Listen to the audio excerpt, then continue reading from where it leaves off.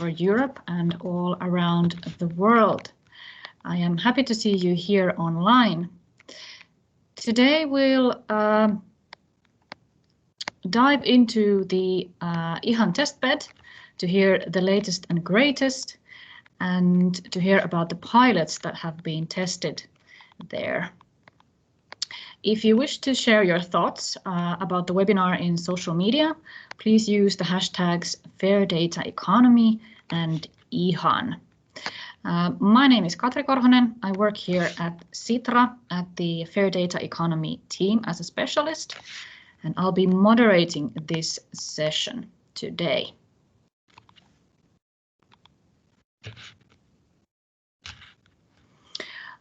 Let's look at the housekeeping first, before we get to the point of the day, as in the presentations. So please write your full name as your participant name. Please turn off your videos and microphones if you're not presenting. And if you have any questions or comments, please do give them in the chat. We'll address them after each presentation. This session will be recorded, as you can see, and the presentation slides will be uploaded to the SlideShare later on, and you will get the links to both of those. So now you can just sit back and enjoy the show. On the agenda today, what do we have? We will begin the afternoon with our project director Jaana Sinipura's welcome and updates about the testbed. Then we'll move on to our latest pride and joy, the proof of concept on paperless trade finance, a case by the leading bank in Nordics, SEB, and the Finnish technology group Wärtsilä. Harri Rantanen from SEB will tell us all about it, and he will also show a demo. After that, we'll turn to Pirkka Frosti and Janne Enberg from Digital Living, who will brief us about data productization and the way forward.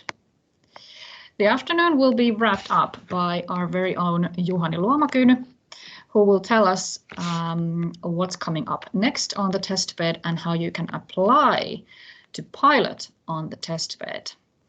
And we will finish up, or at least try to finish up, by 3:30. But now, without further ado, let's begin the afternoon with Jaana Sinipura from Sitra and the latest testbed news. Jaana, please go ahead. Okay. Could you just check that that's working? It's working. We can see you and hear you and see your slides as well. Go ahead. It's it's my pleasure to be here, and good afternoon, everyone. I'm a project director at Sitra IHAN project, Fair Data Economy project, and I've had quite many of these events during these 3 years we've been running the project, and somehow I'm more nervous today than normally, because I'm so excited about seeing that there are actual things happening at our testbed, and also more and more of our work we've done in the last 3 years resonates across the Europe. So these are great moments, being here and introducing what's going to happen in the next years at Sitra, and also what we have achieved so far. And it was actually in February 2018 when we started this project. It was more like sketches. It was crazy ideas, working for enablers around the GDPR that was just had came into the effect. We were figuring out how to build on my data principles, how to build on the work done at the My Data community, but focusing more on businesses and business-to-business data sharing and services, how to create new digital services that are based on consent and permits, permit-based data sharing. So that was bold ideas in the early days, and lots of things has happened since those days. Of course, we started with our great community, our international community. We started this pre-standardization work together with SEN. We've done multiple versions of our blueprint, the first sketch for requirements paper on what we wanted to achieve. At the same time, fair data economy or human-driven data economy has been more and more emerging on the European agenda. So from the very technical point of view, we see more and more activities across Europe happening, both at the policy side, but also in a very interesting GaiaX industry-driven initiative. So there's many things happening around us, and we want to be very active even in the future in drafting this future so that it benefits also smaller companies and SMEs. We think the fair data economy means also fairness for smaller companies. So it's one of our missions for the next 4 years. From these crazy ideas and from these quite bold ideas, if we could build technical tools, it's a pleasure to see that we actually have the testbed already in place and all these pilots that are building there. It's great to see how these ideas manifest into the practices. So at this stage, I already want to thank you all those brave hearts who've been working with us and working on our testbed, developing our dreams to come true, and spreading the word for fair data economy. We've had several concepts and tools that we developed during this initiative and project, and rulebook is also one of those initiatives or concepts that seems to resonate quite well. So just 2 weeks ago we saw a new presentation telling on different applications of the rulebook in European countries. So I think when there's more and more understanding that data strategies should be there, there's more and more demand for transparency in data sharing, and more understanding that data can be treated as an equity. It's a strategic asset. It needs to be treated as such, but also we need to be fair in value realization, focusing on individuals, focusing on our partner networks, and focusing on the community, society in general. So we are very happy to see this importance of data growing every day and understanding of how we can benefit from the data, how we can enrich the existing raw data. And I was referring to this work we've been doing with Rulebook, many data sharing initiatives. And maybe a year ago, 2 years ago, when I heard that it's going to be translated to Portuguese, I was a little bit scared. That's going to be a hard work, and I didn't really see why that was done. But actually, 2 weeks ago, when I was listening to National Health Service from Portugal, when they were telling about their story, how the rulebook helped them define their common data strategies, how data governance board has an equal role in health provision system. So data governance becoming more and more common and also important strategic part of the operations. I think this is great development we have been seeing in the past 3 years. And just yesterday there was a nice blog from Sameli Mäenpää, OP Financer Group, about sustainability and data refinery. From hoarding data, we need to minimize data assets, but maybe focus more on the shared data sharing between parties that are known to each other from before, to create added value, to create new services. We need to have rules in place, we need to have trust in place.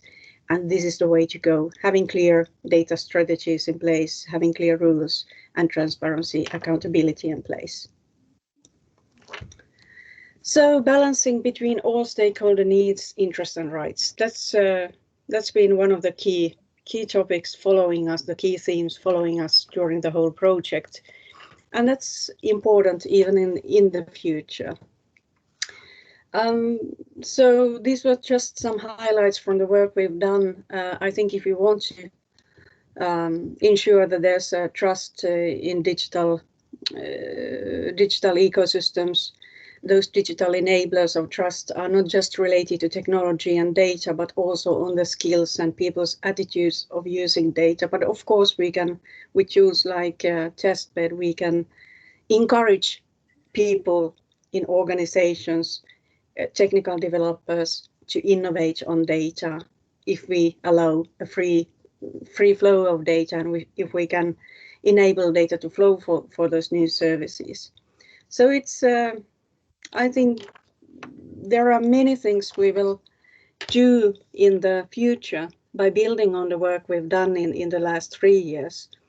So it's very good to see that fair data economy will be one of the Sitra's core themes in the next 4 years, together with biodiversity, ecological reconstruction, and data democracy and participation, engagement themes. And those 3 themes are more and more intertwined in the future. But one of the things that we will probably do more in the future is to work with the local communities and local business communities, and also SMEs, finding out the ways, using the prototypes and tools we've done for building the competitive advantages of different data sharing ecosystems. So one of the focus areas, or one of the things we will do in our planning for the next 4 years, is to investigate a little bit more what we can do locally, and also looking for local partners. And I think we will need this kind of collaboration, also building on top of, or building more trials, more proof of concepts on the testbed. I think we need new kind of partnerships to support Sitra's role in providing the testbed. So we will definitely look for more partners. We will definitely maybe look for other funding sources also to keep up this good community around the testbed. But it's important to bear in mind that Sitra's role is to work as the initiator, as an accelerator, testing these bold ideas, offering playground for trials. And then when things mature, I think it's time for Sitra to move forward.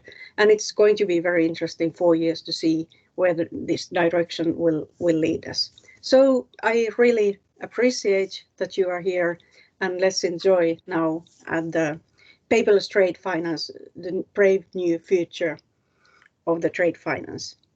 Thank you and enjoy. Thanks, Jana. It was a really good briefing on the topic, and I really like the concept of a playground, the word you used. So maybe we should now turn to our next topic of the day. So we turn to Harri Rantanen from SEB, and to hear the proof of concept of piloting paperless trade finance. So Harri, please do tell us, what have you been doing in our playground? Thank you very much, Katri, and thanks especially for Jana as well, and the whole Sitra team, because having this playground or sandbox, however you would like to call it, it's really nice to have capability to test something in practice and make the crazy and good ideas, business ideas, tested in a good way so that we can see whether they work or not. And the Sitra's role is really key here, so that many times you, and even in our project, you have been there on the background a lot, but being able to provide the capacity to test and experiment things, that's the key element here. So let's go further. Harri Rantanen is my name, and coming from SEB. I have been working already over 13 years there, and have a long experience on banking and even being a software vendor in my earlier life. And I work for SEB in Sweden, but SEB is active also in other countries. So really shortly who we are, and here is the heritage of ours being an entrepreneurship banking providers, financial services provider for over 160 years. And yes, the faces are coming from Wallenberg family, and it's really good to be here because the impact of that family is really big when it comes to digitalization and artificial intelligence and all this good stuff happening, not only in Sweden, but all over the Nordics and the areas where SEB is active.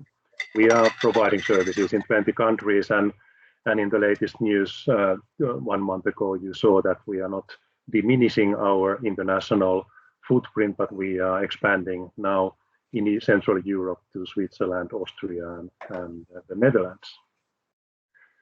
So the experiment case, like I said, this started somewhere in last summer, and a good implication of this is that we have been running this case totally in this virus COVID time and totally digitally. We haven't met physically at all during this experiment, which is also a nice case proving that everything can be done digitally.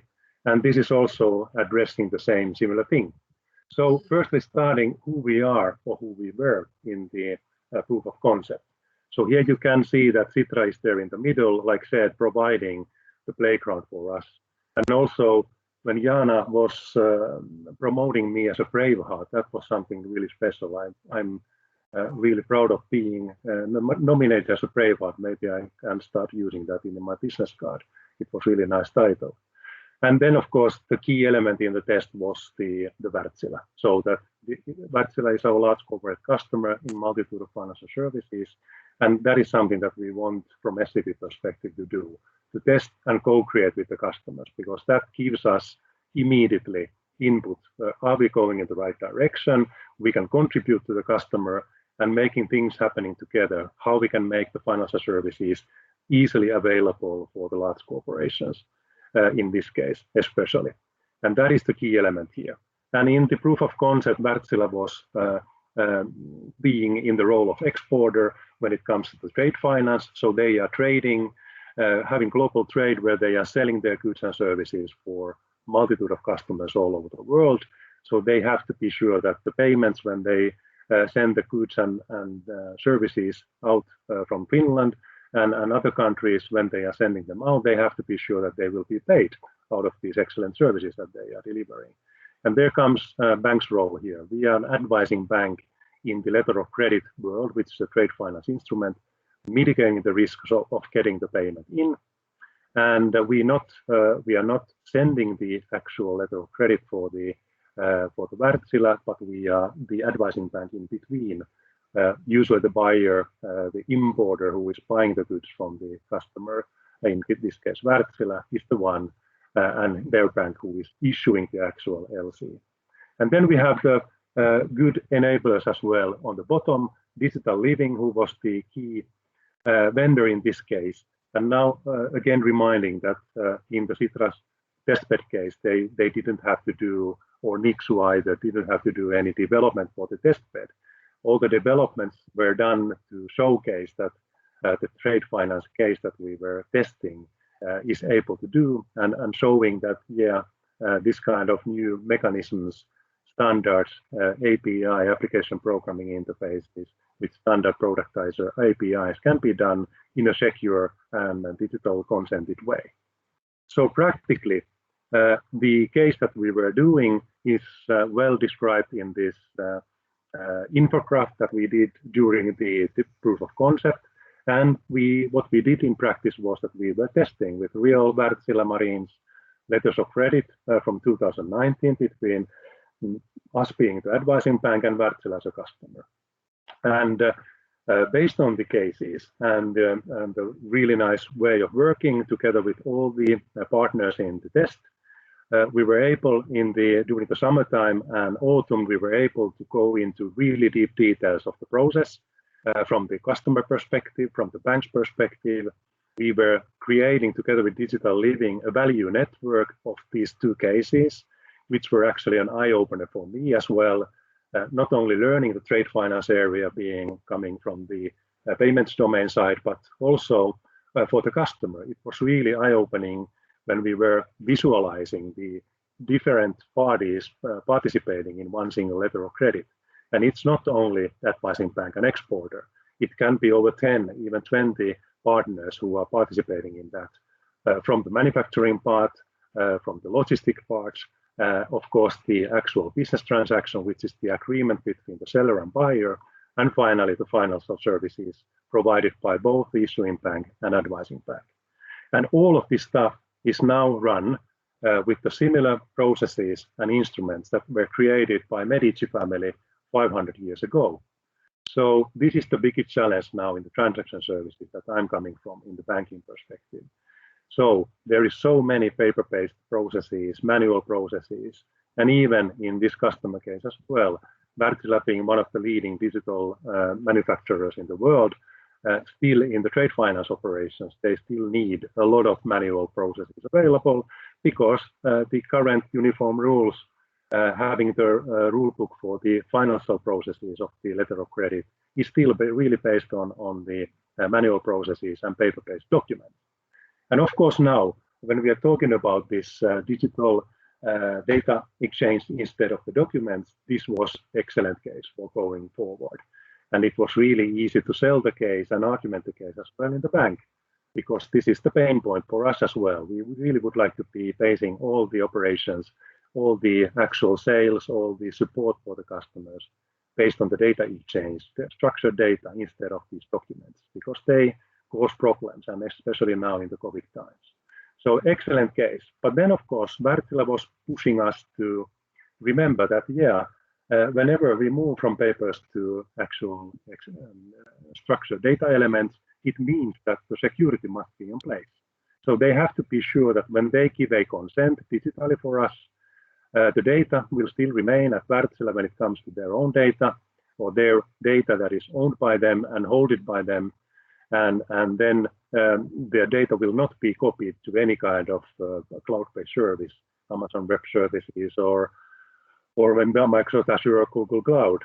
But everything should be happening so that the data is only showed up and then used for that specific purpose that the consent is given. And vice versa, when we delivered our data for the Wärtsilä to show up the issued LC for them, as well, we will not allow that to be copied anywhere, but only used by Wärtsilä to advise them how to collect the needed documents for the global trade and logistics of their goods. And then, based on these results that we were able to show in the proof of concept, of course, we started to have really high-fly ideas that how we can improve the whole process finally. Not only us, but also Wärtsilä, Digital Living, Sitra, and Nexus, how we can start expanding later on this Nexus or value network around the trade finance only. But like I also want to remind that the key element in the testing was the corporate data sharing, securing that with digital consents. So we have IDs for the corporations, IDs for the humans behind the corporations, representing the corporations. And then finally, having this testbed managing these standardized, open standard-based digital APIs and managing the links, who is able to use them for what purposes and with which consents. And all that stuff is available there, not only for us, but anyone to come and test together with Sitra and these players along. So that is really excellent playground, like discussed earlier in this case. And of course, the high-fly ideas were coming that what if we could challenge this 500 years old, or let's say at least the latest laws regarding and rules regarding trade finance are anyway decades old, how we can start challenging it, how we can make the paperless trade finance available.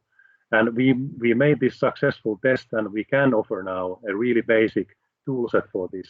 Of course, we are not naive. We will not solve all the issues of the paperless trade finance. We have to have legal framework available. We have to have more tools available by vendors and other stakeholders of the market. But anyway, we are able to promote our small part and then start to expand it if we decide to do so. I will come back to that as well. But I wanted to show you also a demo. And again, when we go into demo, we can show you now with human beings the actual personnel by SEB and the Wärtsilä, how the digital consents are given. But I have to remind you that it doesn't need human beings, because in the world of automation, both Wärtsilä and SEB, we would like to do everything as automatically as possible. Again, moving from documents to digital data sets, we can enable that. And we can share those digital consents as well by the systems or processes. Of course, human beings setting in that case the environment, but it would be really dull to show you a automated digital consent sharing, because you wouldn't see anything. It would happen automatically there on the background. So now we will show you how it will working in practice. So I will start now the demo. Hopefully everything is working, and we move into this demo set, and we start with the login by a banking personnel from client services of SEB for trade finance. And here you can see that we use now SISU ID for ensuring the strong customer authentication or identification of the end user, but it can be whatever OpenID tool in ensuring that same stuff. So this is not needed to be SISU ID, but that happens to be available in the setup of our enablers. So now we move into bank's screen. So now the bank client service person can see that, yeah, I have got from issuing bank a multitude of LCs here in the column of LCs, letter of credits, and I have 4 companies that they are to be advised for. And now we play here that mechanical ink will be the Wärtsilä in this case. And then we can go into this set of mechanical ink LCs, and this could be now given here that we have 2 LCs to be shared. Actually, the first one has already been sending to Wärtsilä or shared to the Wärtsilä. And now we will continue with the latter one, ending with 915. And at the same time, on the other side, on the Wärtsilä side, the end user is logging in. And with the same SISU ID, OpenID, strong customer authentication.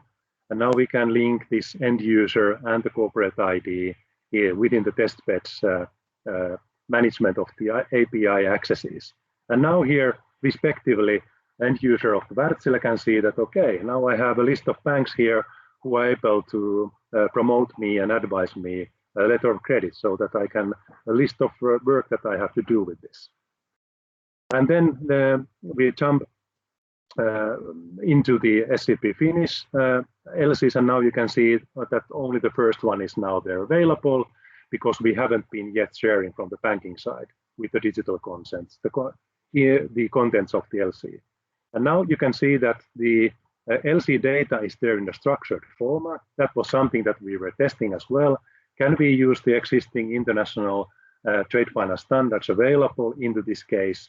Of course, now multitude of the traffic in the electronic trade finance is happening within the SWIFT network, and we use there the old empty messages that are not that well structured, called MT700, for example, for LC distribution.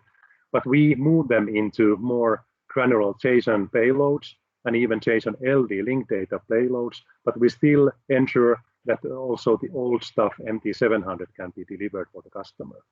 But the JSON LD gives us an opportunity to use as well link data with web semantics ontologies, so that we can share all the data models, all the API, standardized API payloads as well as standardized modules for anyone who would come and expand this case into their own use as well, having a simple way of working. And now the actual consent mechanism is sharing there. So now we share the LC contents for the Wärtsilä end user by giving the digital consent, and that is again a basic feature by the Sitra platform. And now when the Wärtsilä side is updating the screen, that appears the ladder LC as well into their browsing mechanisms and application. So now they can look into the same details in a similar structured manner with the standard delivery, data delivery, and of course as well they can show and see the Swift empty message, which is shared with them, not copied to them, but shared to them, so that they can start using and creating the actual shipment documents by their own systems. We didn't do any system integration in the proof of concept, not on our side and not either on this Wärtsilä side. But of course, we evaluated that what kind of effort that would be. If we could integrate the system and application showing now to you into our back office system, and how Wärtsilä could be integrating that to their ERP system and the partners that they are dealing with, like insurance policy company, logistic companies, and the management internally, where they manage all these shipments based on the goods covered by this LC as a mitigation, financial mitigation tool. So now they are showing us here on the screen the shipping documents that they need, shipment documents that they need to share with the bank, advising bank, and instead of now sending PDFs or pictures of the documents or even papers, they can now look into these details that have been gathered by Wärtsilä's back office systems, all their partner systems, into their trade finance operating team. And now they show one single document or data set, which is the forwarded cargo receipt, ensuring that how the delivery will be done from Wärtsilä to the recipient in this case. And now, again, all the data is not on paper, but it's a structured data set. And they define now that, okay, SEB in Finland should be able to receive this data or look into this data, and they share the digital consent for that. And now when we move back to the banking side, we can see here after updating the screen that the first shipment data, forwarded cargo receipt, has been received with the consent, and we can look into the data, link the data in our back office system, or practically in this case, what we would do in this first step would be that we start checking that all the document details, all the data set details are exactly according to the requirements of the LC, because that is the requirement of the letter of credit, being a risk mitigant instrument, that all the details given by the seller, all the shipping documents saying that the ownership of the goods will be transferred to the buyer, and when they have been delivered in a good way, then of course the payment will be ensured by the buyer to the seller. But now we will get it as a structured element, data elements, and we are able, instead of starting a manual and overall eye-based view of the documents, we can run this by automated tools who are making this document checking, AML checking, all the sanction checking, because we have to do ensurement that everything is on place and nothing is wrong in the documents, because that is the requirement of getting the payment finally for Wärtsilä in this case. So data is available there finally, and we can run it in our processes, in our back office system. And in this case also, the good case was that we started to innovate with Wärtsilä, that now, like they do now, they have to collect firstly all those 5 document or data sets, and after only they are all ready, they can send it to the bank. And we expect them to become as a batch or bunch of documents, so that we can start immediately the reconciliation and document checking process. But now in this case, when we have real-time or almost real-time mechanisms to connect into different systems and partner systems, we can get the data immediately by this kind of testbed and digital consents, and start doing a partial document checking already with the data which we have already got. And that will boost the efficiency and boost the fastness of the process, so that we do not have to wait for documents to come in and base the process on that basis. And even in this case, we didn't only share the basic documents based on the LC requirements.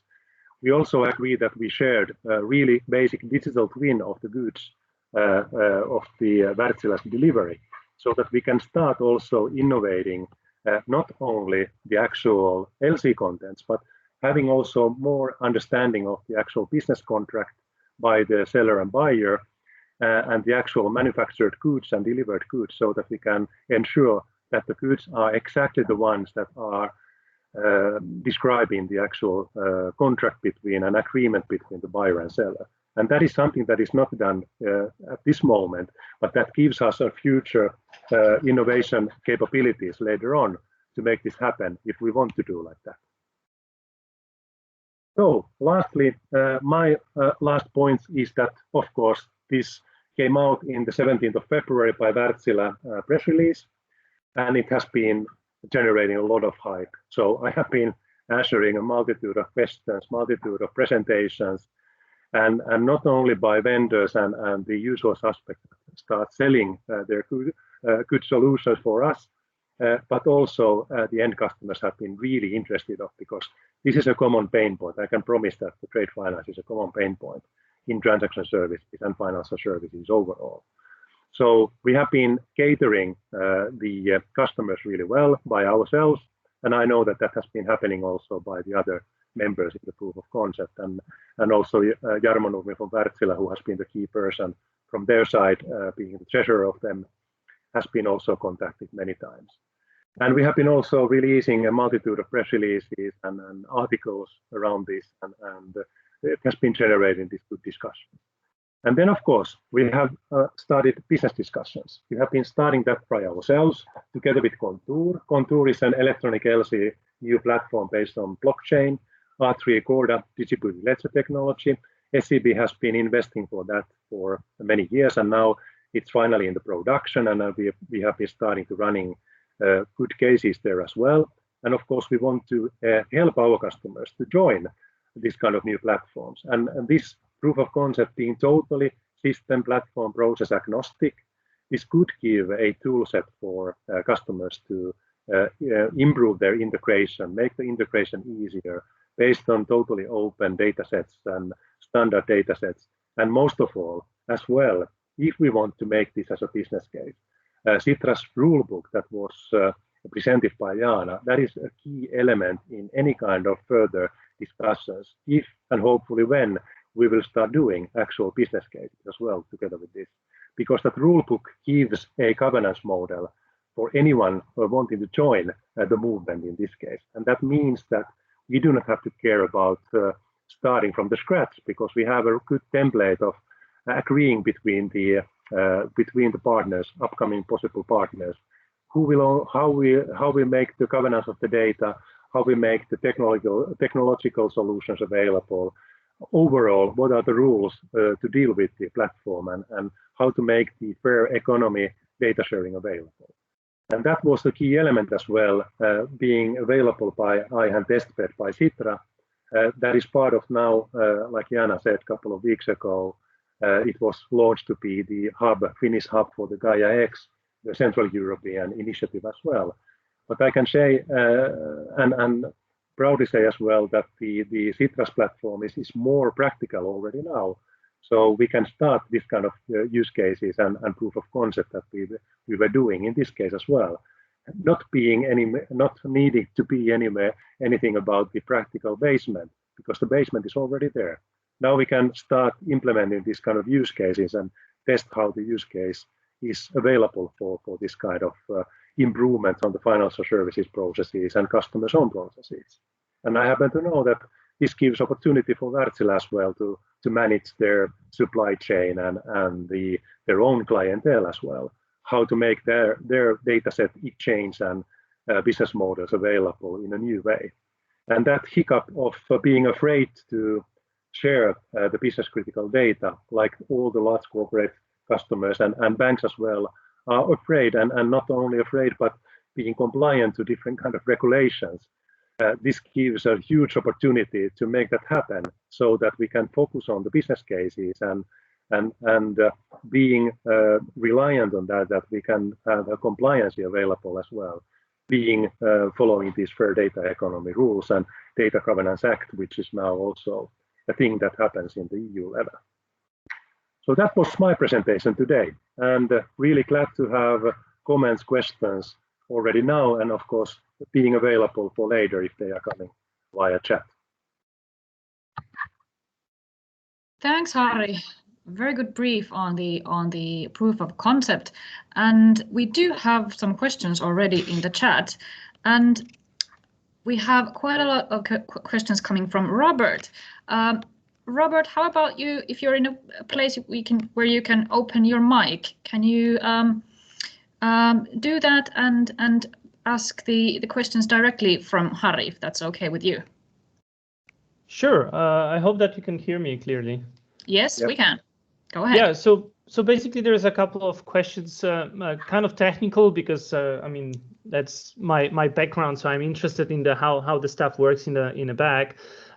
First one was about the consent mechanism. What kind of mechanism are you using? What kind of standards are you using for the consent? How it is transported, and how you ensure the verifiability of the consent on both sides? Yeah, that is exactly that you are referring there. So we in this case, actually Digital Living and Nixu being the key providers in the solution, and Nixu especially. Yes, the consent mechanism is based on these verifiable credentials and the distributed IDs. We didn't run this on blockchain yet, but this is available there if we want to do like that. Right. So so I think this is a follow-up question, the last one regarding the interoperability between the blockchain, Yes. Because if you have a verifiable credential and identity management, which is tied to any kind of specific identity provider, how you deal with the interoperability between the parties who are not using the same identity providers?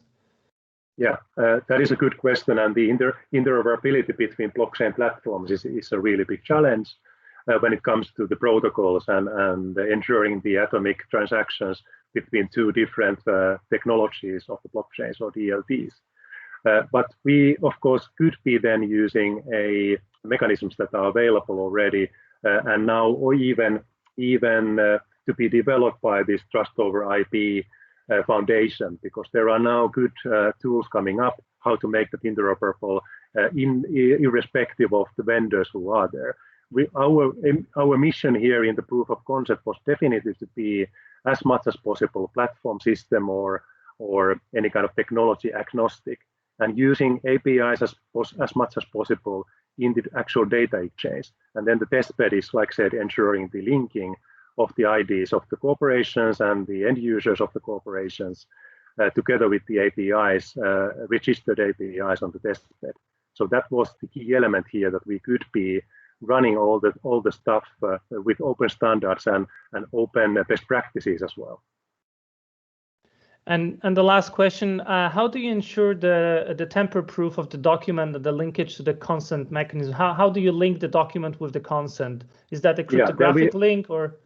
Yeah, there we will have a road to go. We have to, of course, ensure that that part will be there, so that some kind of digital signature tool or other type of ensurement we have to do there. Now we just wanted to prove of concept the actual data sharing capability and the availability of these registered APIs by these IDs of the corporations and consents. So that is something to be developed further. Thank you very much. Thanks. Then we have. And Ville has also some exactly. questions there. Yeah. Hi, Harri. Long time no see. So you already talked about Contour, of course. So it's the blockchain and digital LC project. So I was kind of wondering whether you kind of took cues on the structured data format of the LC from that project, or are you just going to work it out afterwards? Yeah, that is, like I said, we made a composition of the existing standards available. And I can promise that in trade finance, either there is not good standards available internationally, or there is a multitude of different kind of approaches of the standards available. There is actually now an International Chamber of Commerce digital standards initiatives on trade finance ongoing, and they try to now map the most feasible standards for different elements. Practically now, the MT700 is the one international viable basement for the LC standard dataset. But I know that the Contour platform as well is using their own more structured element standard, and that was our approach as well. It was not a copy from Contour, but I have had a ongoing discussion with them that we could make that interoperability with them available via APIs, which we were using in the LC. And not only that side, because the key element there was that the corporate side, when they are promoting the datasets from the documents instead of the datasets instead of the documents, invoices, forwarded cargo receipts, insurance policy, certificates, all that data can be imported via this kind of consent mechanism APIs to Contour platform, so that the manual input, any kind of manual input, can be avoided in that respect. So that's how we want to promote that the tool set of APIs and integration in this manner could be available for any corporation, any bank to join, any partner, even the containership logistic companies to come along, because this gives opportunity to create together open standard, international standard basement. The linked data available there with web semantics also gives opportunity to use information and knowledge base approach for the data, so that it could be used for AI and ML in a better way than existing document-based processes are. All right, thanks. Thanks. Good. Okay. Let's go further in the agenda. Yeah, I think now we addressed all the questions and comments that were for you. Should we now go on to the next topic, that is data standardization and the way forward, with Pirkka Frosti and Janne Enberg from Digital Living. So, gentlemen, the stage is yours. Go ahead. Thank you, and a wide stage it is, it seems. Hello, everyone. So really happy to be here today, and warm thank you, obviously, for Sitra and Jana for a great opening, and especially being the brave hearts behind the whole movement and pushing such an important development further. But most of all, the true brave hearts. Harri, thank you once again for such a great presentation, and Jarmo Nurmi from Wärtsilä, you definitely both should add that in your business cards as the true brave hearts of data economy. To continue on the great line of presentations, we hope together with Janne give you a bit more generic look on the capabilities that together with Sitra, the whole community is building behind the testbed, where we have been fortunate enough to be one of the stakeholders to push these things forward together with others, and especially with both government and businesses seeing a really great development further. So I will open up that a bit for you guys and explain what the current capabilities and planned capabilities from the testbed and the data economy standardization, productization perspective currently sits. And enough of overall talk. After that, I will quickly hand it over to the true expert, Janne Enberg from us, who's been leading the testbed Nexus architecture development and can give you a bit of more concrete insight of what's happening there. And obviously, it's an open invitation for everybody to come collaborate and join Sitra with Juhani's great invitation at the end to explain how you can do your own pilot. But it's not about technology, it's about the impact. And that's what Sitra and us in the Europe are definitely after. So it's not about the digital or data economy itself, it's creating the actual impact in the real world economy and the daily lives of citizens, consumers and businesses, like Harri has demonstrated. And obviously bridging the gap between using the data and connecting us as consumers or citizens to any real world services, we need to have a proper infrastructure to do so. And to put the IHAN and our open efforts into some relation to other activities and layers, it's good to note that there's been a lot of development, obviously, to further the capabilities to transfer data, and that's to be seen to explode immensely. So the capacity to just build the bridge between the analog and digital world, we can see a massive opportunities there, as well as with sensors and embedded solutions being the big promise to integrate different services in the real world and make them as digital as possible. Of course, where the most of the promise today lies is with the different cloud technologies, data warehousing, data lakes, data processing layer, and there we can see that Europe is fighting quite a big struggle, but a brave struggle it is with kayaks, for example, and the data sovereignty in Europe, the big data, big cloud, which is dominating the market, but basically making it available to store a lot of data and making it available in the internet. But that's where it starts to get a bit difficult, because in order to bridge the consumer business needs with the real processes, you obviously need to build meaningful services, and without the access to the right data in a trusted way, so which machines and human can understand, we can't deliver the full promise of creating an impact in the industries or societal scale to solve the real big problems.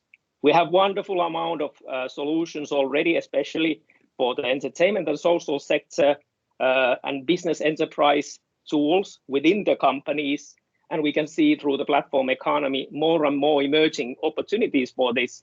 But there's a massive gap in just with companies being able to unite the data behind their enterprise solutions, let alone to engage you as a consumer or customer or any other company to your own data environment and the real world processes. And that's where we want to make a difference to actually deliver the data economy in practice.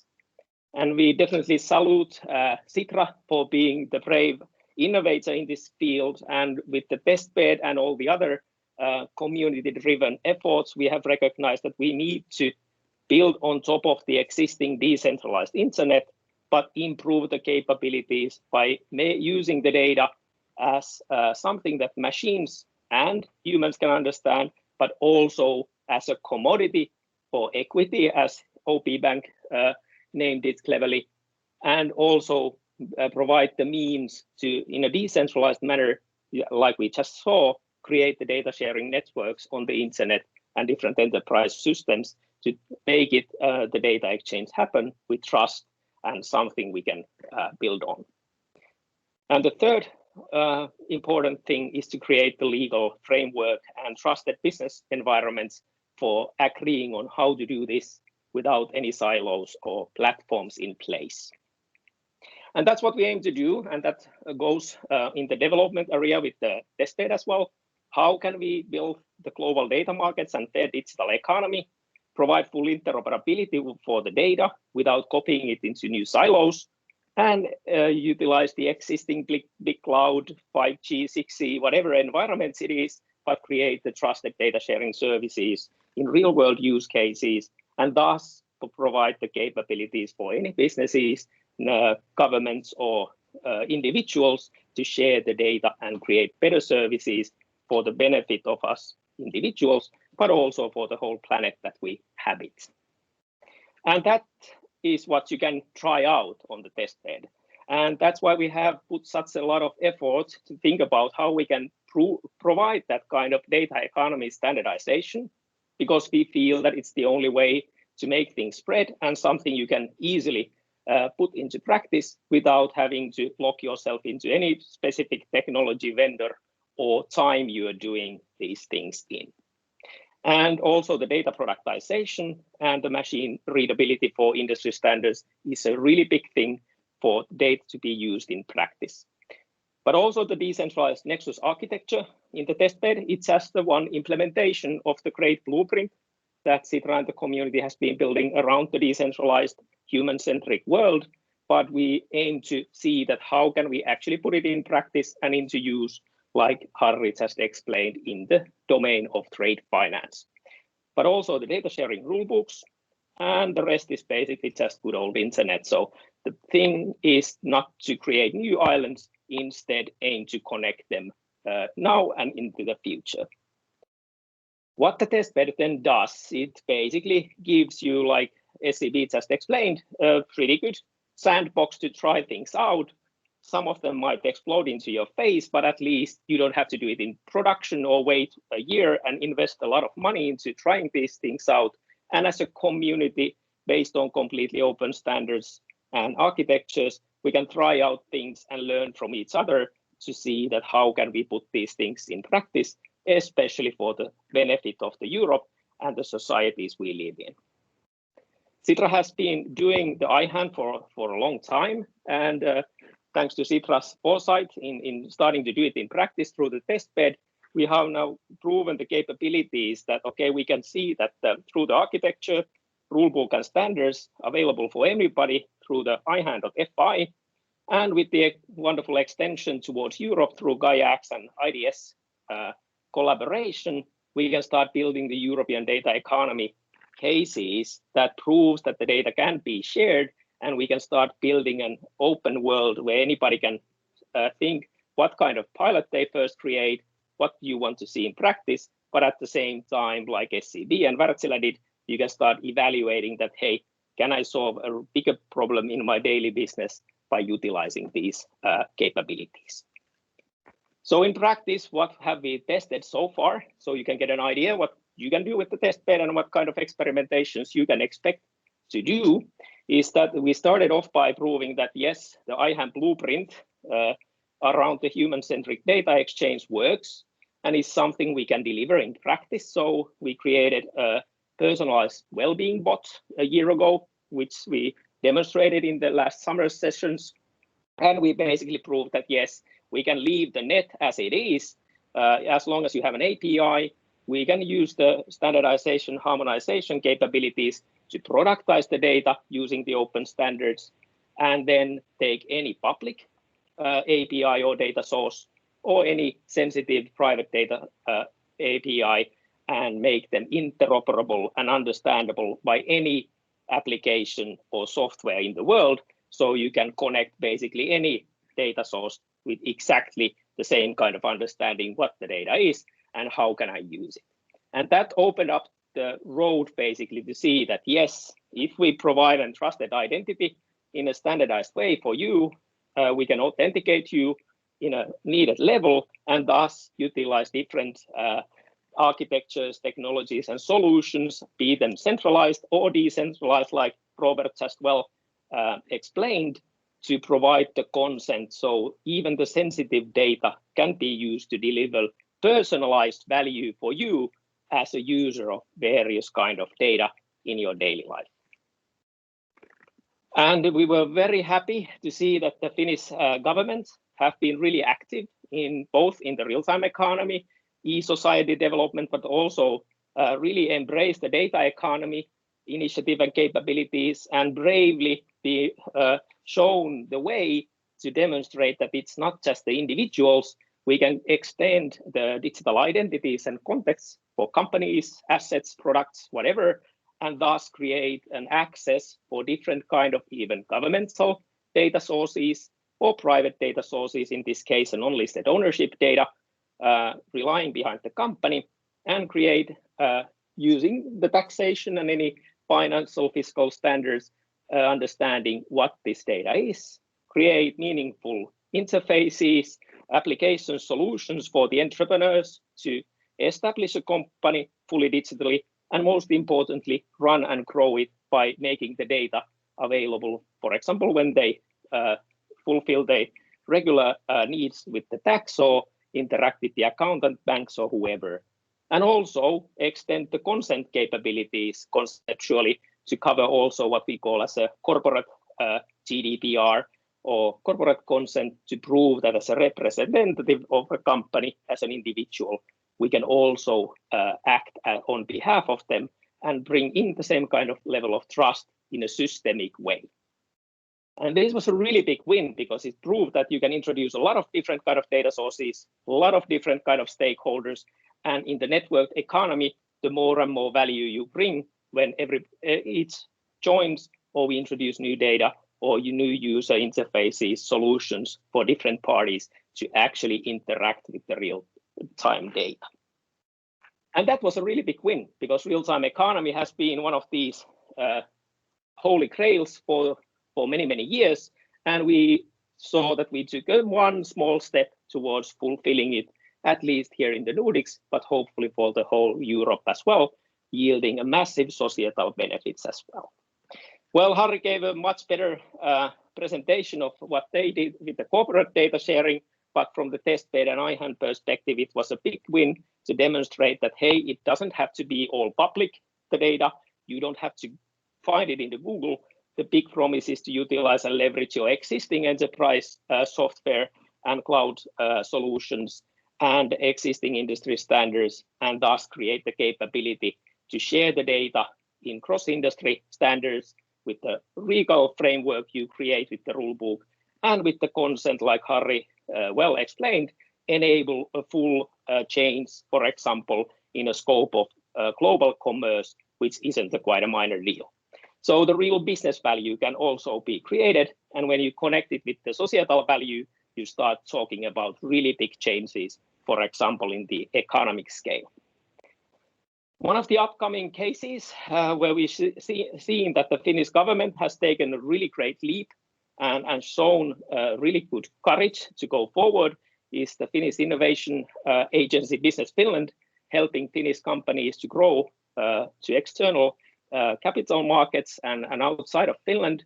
There we proved that yes, we can take any non-structured data source, meaning patents, IPRs, and as well as structured data from the business registers, for example, make them available for Finnish growth companies to start seeking for funding, but also give consents for machines to actually interpret, use it, and refine it for a better matching for any company with the investors overseas to shortlist the 700 companies into just a few ones that suit the investors' needs. And this is actually showing that, yes, like Harry explained, it doesn't have to be humans. We can, with the rules set by humans and business models, we can also let machines do this, bringing much value in real world and real time. So I warmly welcome you all to test it out, but I will hand it over to Janne to explain a bit more in detail what happens behind the curtains. Thank you. All right, thank you. And let's see, I will briefly also show my face. Hi, however, I'm having some issues with the camera freezing, so I will also hide it soon. But yes, once I think it already froze. Once I get that out of the way, I can tell you a little bit about the technology of the IHAN project so far. So as you all know, there's plenty of existing players on the market in various capacities, and we've been looking into the capabilities that they can currently provide and the sort of big differences between our approach and theirs. So we have the big cloud, we have GAIA-X, of course, and then the International Data Spaces Association, and those are the primary ones that we have done this comparison on. And there are a couple of different points of view, but what we kind of boiled it down to is that big cloud providers often are focused on more of the infrastructure services, making sure that you have some sort of server capacity to run your solutions on. And then secondarily, they provide ready-made services. So for example, databases as software as a service or PaaS solutions for running your systems on. And they don't really try to give you a lot of tools on making sure that your data, for example, is standardized on top of that, but this is something that you can accomplish using their tools if you so wish. Then what we've looked into GAIA-X, it seems like they are interested in providing access to infrastructure services in standardized ways so that you can, for example, use various secure European data centers as an option for where to deploy your services. And then they have a lot of tooling around that, like how do you exactly deploy, for example, Nextcloud on infrastructure based on your priorities. Then on the IDSA, International Data Spaces Association side, they have worked a lot on the vocabularies used in data communications, and their focus area seems to be on that side of things instead of the deployment and infrastructure. And where IHAN we see is heavy focus on like getting the full package of how data communication happens openly and building standards to support that. So we have a number of different things that we are building on. On the very bottom layer here, we have all the existing open standards on the internet. Some of them are are solving a lot of the very crucial problems that are necessary for this, and some we're expecting to still include there later on. For example, this consenting, we're hoping that we will find a standard similar to OpenID Connect that we can add to that substantive, this ground floor which to build everything else on. But we already have several other solutions there, like OpenID Connect was mentioned by Harri, and we can support deploying this to many different infrastructure providers, be it then GaiaX or Big Cloud or your bare metal hardware in your closet if you wish. On those standards, we've built the data product standards and the Open Nexus standards. Both of these are open standards that you can use already to, for example, implement directly APIs if you don't want to reinvent how to present your data, how to make your APIs function, and so on. You don't necessarily have to buy into the rest of these layers, but we, of course, encourage you to. The Open Nexus standards is something that we also hope that there will be multiple implementations of them, but right now we have the one working implementation, and the IHAN Testbed is the first practical implementation using the Open Nexus standards and the data product standards. For the Nexus, we have a number of also optional layers to them. So for example, consenting is not always necessary, and authentication, where we support OpenID Connect, it's not always necessary. For example, if you have a firewall network, very closed set of controls for accessing there, you might not need the other rules or other ways. So we've tried to make a lot of these things very optional, but of course, if you're talking on the open internet and you are transmitting confidential data or similar things, then you definitely want to take these into use.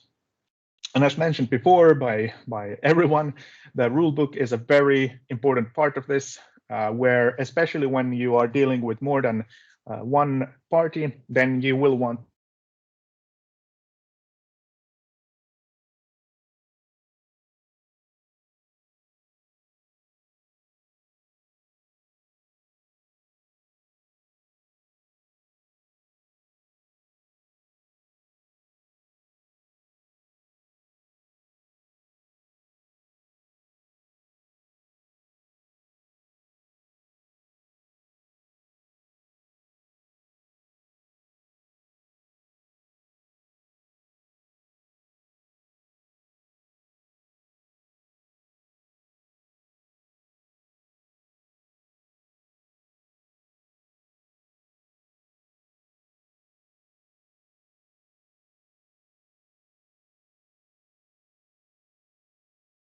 in the API requests in JSON format. When building applications, you can then follow the data standards. They will tell you exactly what kind of request to make and what parameters you need to include there. Then when you're using the IHAN Testbed, they will provide the access to the product gateway on the IHAN Testbed, where you can then request this invoice data, for example, and you will provide the standardized request format and just specify the vendor where you request it from. The Nexus will do then the discovery of where their systems are and relay the request forward. Also, the standards are validated at that point. Then one of the magical things here really is this, how you connect data to the Nexus. So we have a multitude of, could someone mute their, okay. It's looping a little bit. But yeah,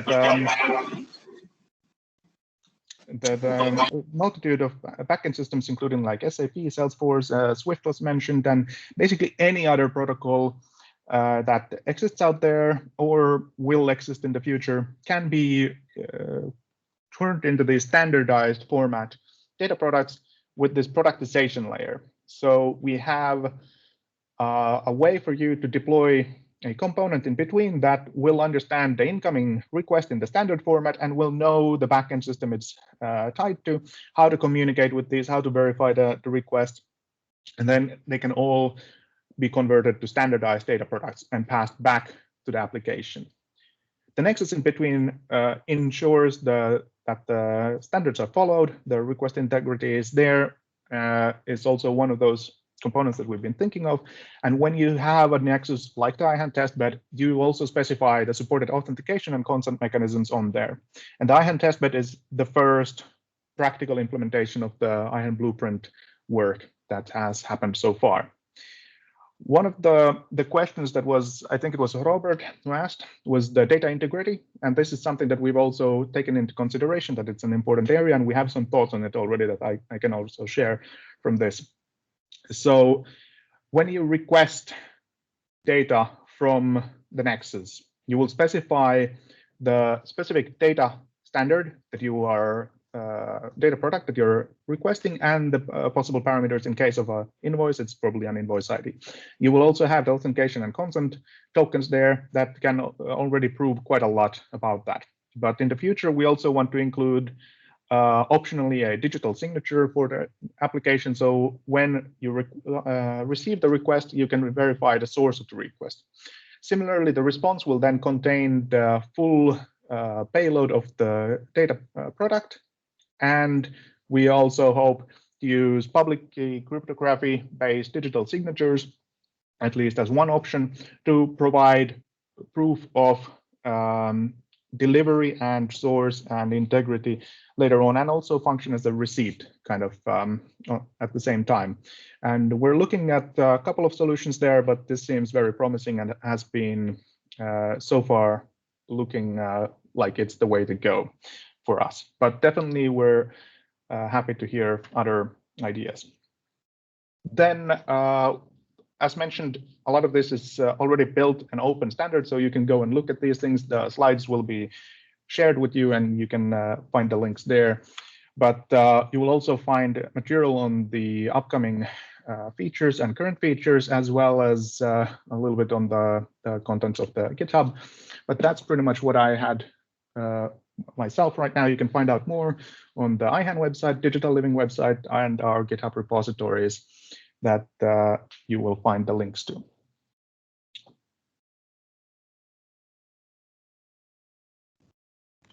Brilliant. Thanks, Janne. Thank you. Do we have any questions or comments to either Pirkka or Janne from online?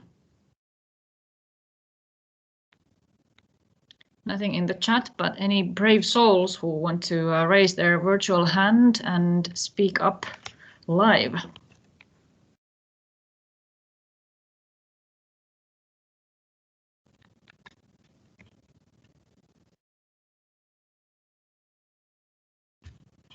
Apparently not. Maybe Pirkka and Janne, you were very thorough and everything is now clear to the audience. You can always hope. Let's do that. Okay, well, thanks to both of you, Pirkka and Janne, for your presentations. And if there are any questions for the gentlemen, please do write them in the chat. But let's now move on to our last but not least presenter, Juhani, our very own Juhani from Sitra, and the next steps, what's coming up, and how to apply to pilot on the testbed. Juhani, go ahead. Thank you, Katri. Excellent presentations. If we would go, live and in person, I would stand humble. Now I sit humble in my kitchen, at my kitchen table. So this is the remote times. A few words about IHAN pilots. Should we see the screen now? We can only see you and hear you, but no slides. No slides. Let's try again. No. Only me. Only you. Such a beautiful face. You do, but we could the slides as well. How about now? Now it's working. Brilliant. Okay, thank you. So Juhani Luomakyyni from Sitra, the usual suspects behind the test bed. It was a pleasure to look at Harry's presentation. You guys actually made up something. Thank you so much. On the test bed, that was just a faint idea a couple of years ago. But a few words about the pilots. When I was thinking about what to present today, I looked back on the kind of a buzz behind the data economy. Things like we need to get the data moving, and our goal is the free flow of data, and something like data stays in silos and doesn't get out there. And it made me wonder at actually, is it so? Really? Data is not moving, because this is a map of the undersea cables globally, and it's not oil and it's not porridge or water, it's in data going there, so data is moving. Thinking about how much, reminded me of a situation. This is the Niagara Falls. I've been there a few times, and there's a spot where you can almost touch the water flowing down, and it's a huge power and huge flow. So it reminded me of the data flow that's going on all the time as we speak. So what should we do? Watch it? Say that your data doesn't flow? Perhaps we should harness it. And we can harness it in a kind of a miniature way, traditional way, small way. And we can harness it in a traditional but larger scale. And then we might try something a bit different. It's a tidal wave power plant somewhere in Europe, I hope, and even something futuristic. So it's a question of how to approach the data flow, or the water flow, as we speak, and what kind of pilots we are looking for. In the opening ceremonies of the Gaia X work in Finland, my big boss, the president of Sitra, Jyrki Katainen, reminded that Sitra does also almost crazy experimentations.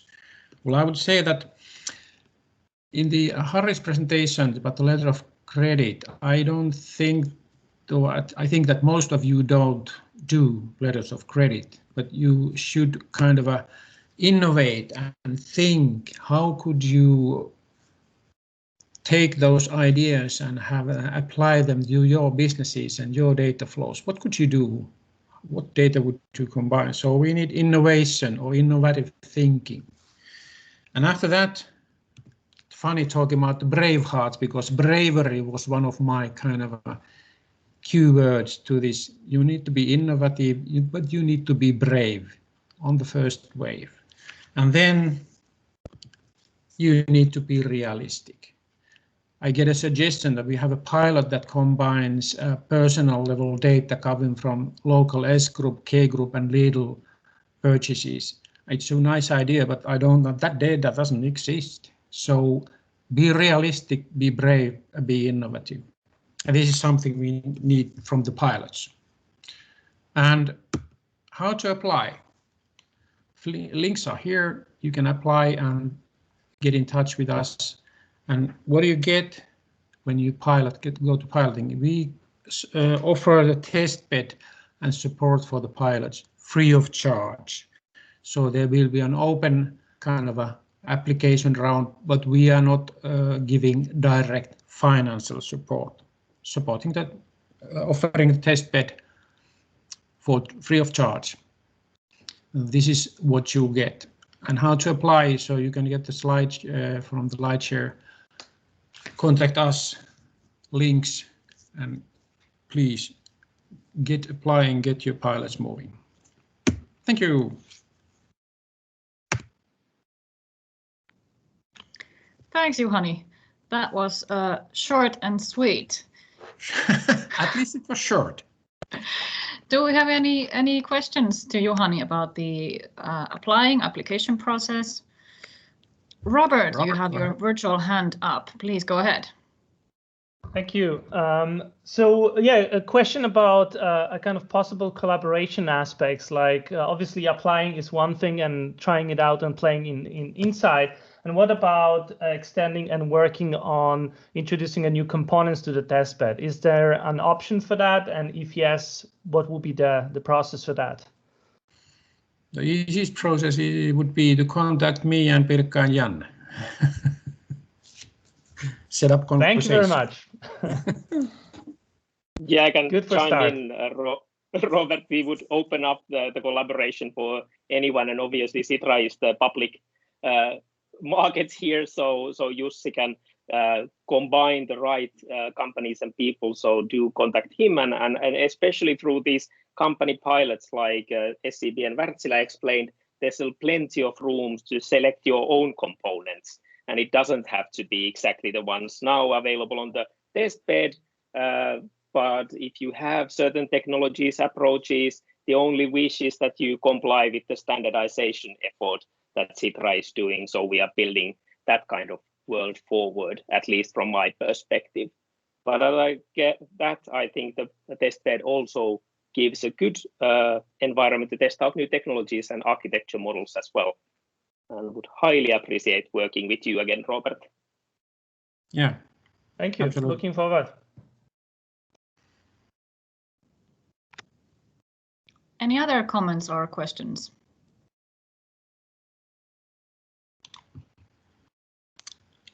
Not on the chat. Not on the chat. Any other brave ones to speak up live?